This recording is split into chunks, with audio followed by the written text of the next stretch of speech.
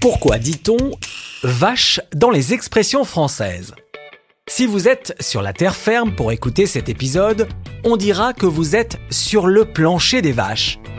Et ce depuis la fin du Moyen-Âge, en opposition au plancher mouvant des bateaux, car avec l'essor du commerce maritime, les marins pouvaient rester des mois sans revoir la terre, donc sans revoir une vache sur son plancher bien stable. On connaît tous une peau de vache, qualificatif donné à une personne méchante qui ne laisse rien passer. Toi, tu rentres pas.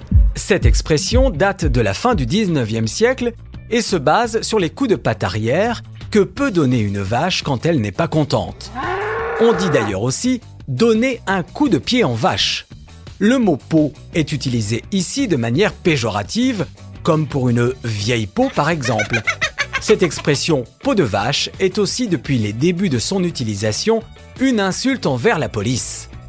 On utilise d'ailleurs aussi « mort aux vaches » en guise d'injure aux forces de l'ordre. Une insulte qui date de la fin du 19e siècle et des premiers conflits franco-allemands.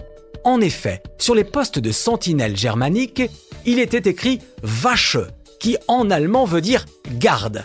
Les Français rageurs criaient donc « mort aux vaches » en passant devant ces postes.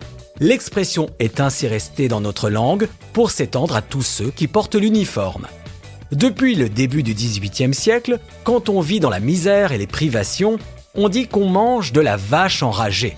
Pour une raison évidente, les plus pauvres se contentaient souvent des bêtes tuées à cause d'une maladie. On disait d'ailleurs au début « manger de la vache malade ».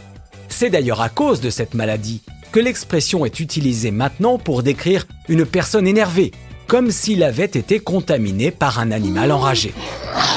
Les plus pauvres, qui connaissent donc des temps de vaches maigres, alors que les plus riches, eux, ont droit aux vaches grasses, comme dans le premier livre de la Bible, où 7 années de prospérité sont symbolisées par 7 vaches grasses et 7 années de pénurie par 7 vaches maigres. Mouillons-nous maintenant avec l'expression « il pleut comme vache qui pisse », utilisée en cas de très forte pluie depuis le 19e siècle. Il suffit de comparer un jet d'urine humain à celui d'une vache pour en comprendre l'origine.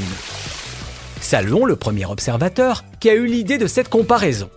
L'expression « adieu vos vaches cochons couvés » pour signifier une désillusion vient de la fable de La Fontaine, La laitière et le pot de lait, où Perrette, jeune fermière qui part vendre son lait au marché en rêvant déjà à ce qu'elle va pouvoir s'offrir avec l'argent gagné, rêve tant qu'elle en fait tomber son pot de lait et donc perd ainsi toutes ses illusions.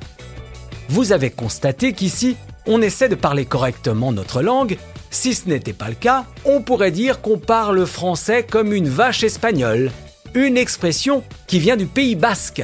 Les Basques qu'on appelait autrefois les Vasques. Ces Vasques qui parlaient donc très mal le français comme des vaches. Certains pensent plutôt que cette expression est juste l'association de deux termes péjoratifs. À une époque, la vache était forcément un terme négatif et espagnol rimait avec désagréable ou critiquable. Pour l'expression vache à lait, je vous invite à écouter l'épisode sur le mot lait. Sur ce, à bientôt.